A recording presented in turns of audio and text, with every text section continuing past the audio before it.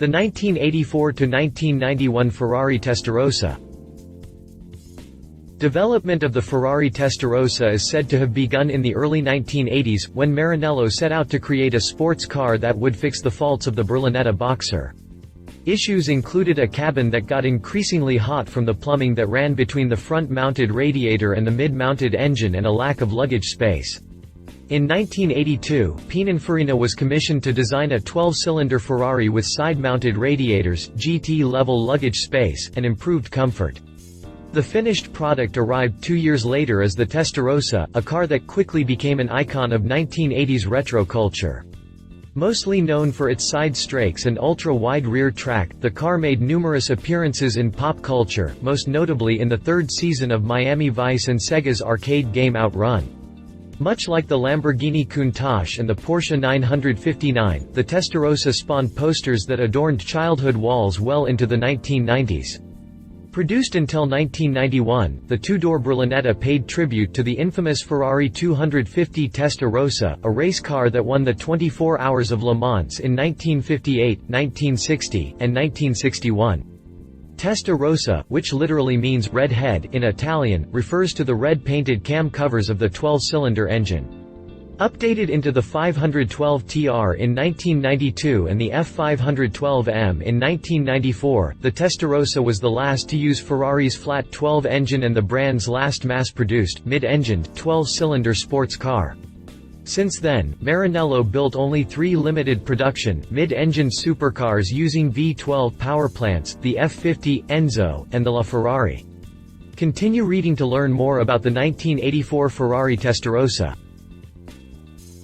Exterior. The Testarossa's design was bold and unique.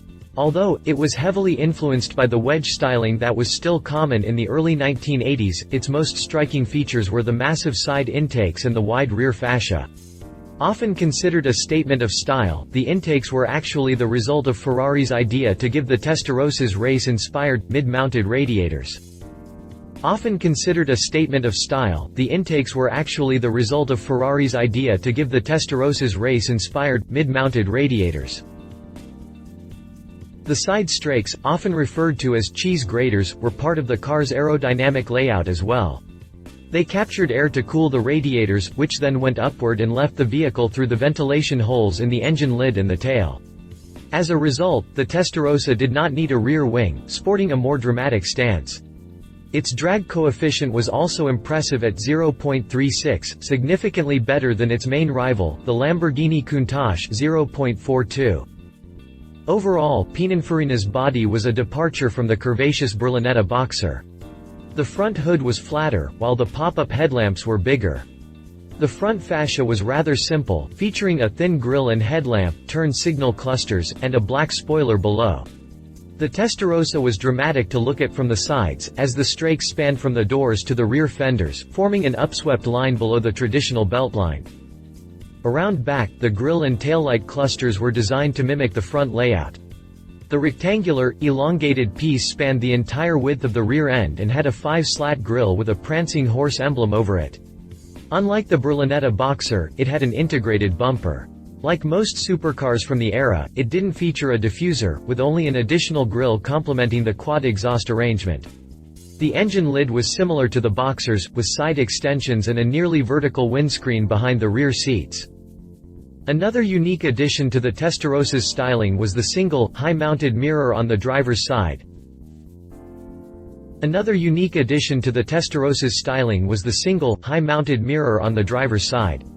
3 years into production, the mirror was lowered at the bottom of the A-pillar and joined by a passenger side mirror, especially on US spec models.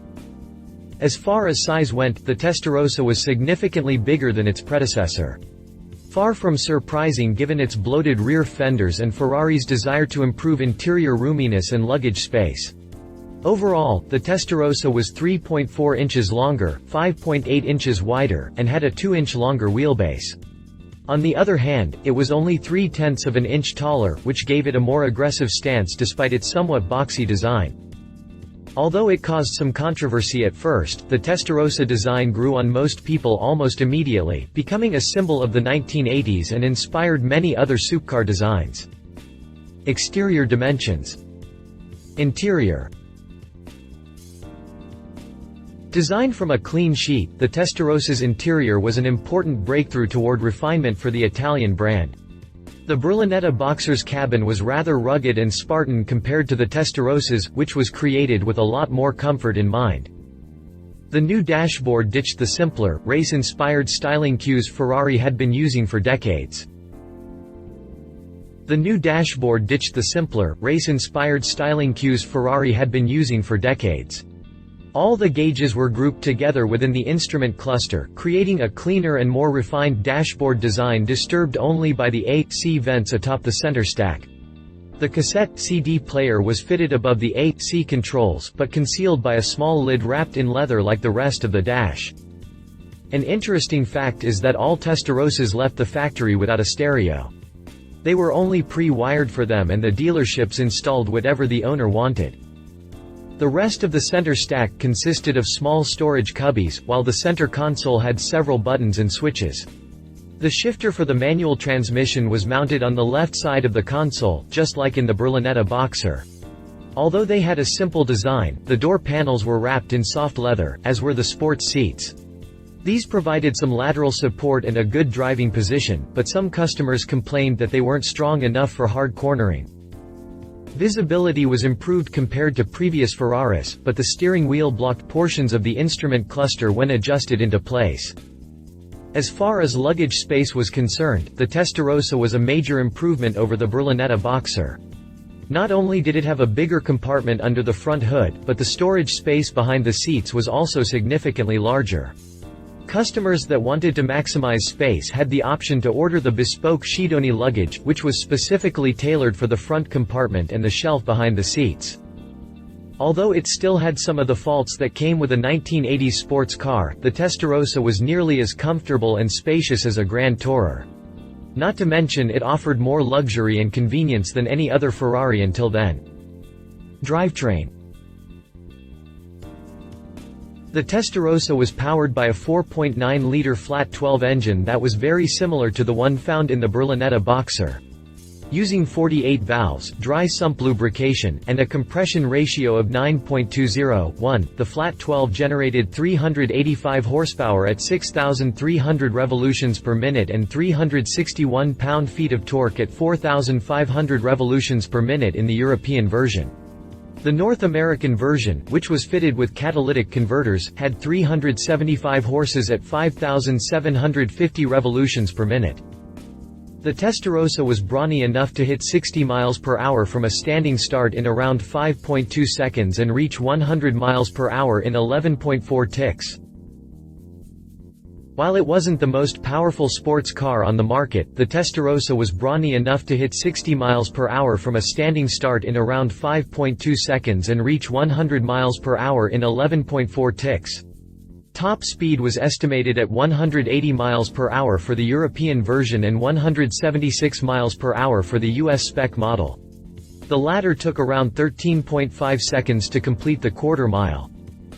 All models were equipped with a 5-speed manual transmission that routed the power to the rear wheels. At launch, the Testarossa had a rear suspension system that consisted of independent, unequal-length wishbones, coil springs, twin telescopic shock absorbers on each side, and an anti-roll bar, which was rather unusual. The drivetrain and suspension were basically designed to be removed as a unit from underneath the car so the engine timing belts could be serviced. The system was redesigned to a friendlier configuration in 1988. The Testarossa's wheels were also unusual at first, as Ferrari equipped the supercar with magnesium, single-bolt, knockoff rims measuring 16.33 inches. The rollers used the Michelin TRX system, and because of the odd diameter size they could only be fitted with specific TRX tires. Following several complaints, Ferrari changed the wheels to a standard 16-inch diameter in 1986, but kept the same design. The wheels were changed again in 1988 from the single-bolt setup to the standard Ferrari 5-bolt arrangement. Fuel economy was estimated at 10 mpg in the city and 15 mpg on the highway. Stopping power came from 12.17-inch rotors at the front and 12.2-inch rotors to the rear. According to a car and driver test from 1985, the Testarossa needed 210 feet to come to a complete halt from 70 miles per hour.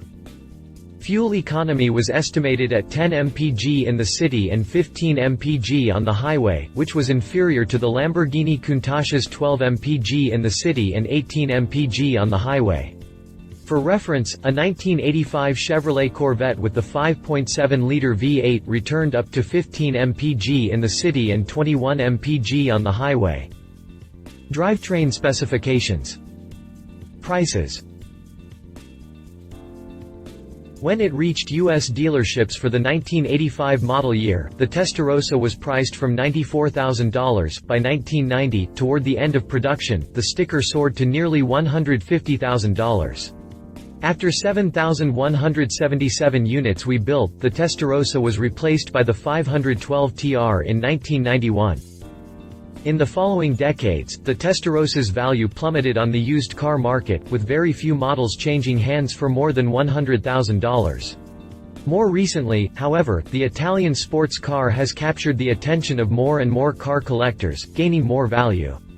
In 2014, for instance, an example with only 95 miles on the odo fetched $242,000. In 2015, a 1990 model with 171 miles sold for $250,800, while a 1989 version with 2,025 miles went under the hammer for $220,000. Granted, the Testarossa is number 250 GTO, but experts around the world agree that the Testarossa may be the next Ferrari to take a massive leap forward in appreciation. Competition. Lamborghini Countach. Much like the Testarossa, the Countach had a revolutionary design that quickly turned it into a poster car. Arguably more popular than the Testarossa, the Countach was launched in 1973 and was built with various modifications until 1990, when it was replaced by the Diablo. By the time the Testarossa arrived in 1984, the Countach had evolved into the LP500S, which carried a 4.8-liter V12 rated at 375 horsepower and 302 pound-feet of torque. It needed 5.6 seconds to hit 60 miles per hour from a standing start on its way to a top speed of 186 miles per hour. In 1985, Lambo launched the 5000 QV, updating the V12 into a 5.2-liter unit. Output increased to 455 horsepower and 340 pound-feet, while 0 to 60 sprints dropped to 5.2 seconds. An icon of the 1970s and 1980s, the Countach can change hands for more than $400,000 depending on mileage, state, and model rarity. Find out more about the Lamborghini Countach here. Porsche 959. Although its twin-turbo flat-six engine and all-wheel drive system made it significantly quicker than the Testarossa, the Porsche 959 was yet another poster car of the 1980s. Still considered one of the most radical road-legal vehicles to come from Stuttgart, the 959 was, at the time of its launch, the world's fastest street-legal production car. It was hailed as the most technologically advanced sports car and influenced the supercar concept we're all familiar with today. Launched in 1986 with 444 horsepower, the 959 needed only 3.7 seconds to reach 60 miles per hour.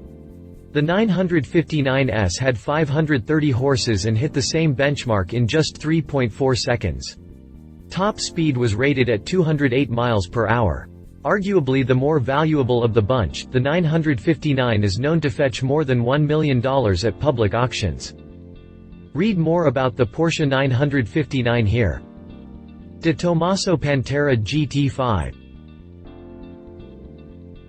Launched in 1986, 15 years after De Tomaso had introduced the Pantera, the GT5 was the last iteration of the famed Italian sports car.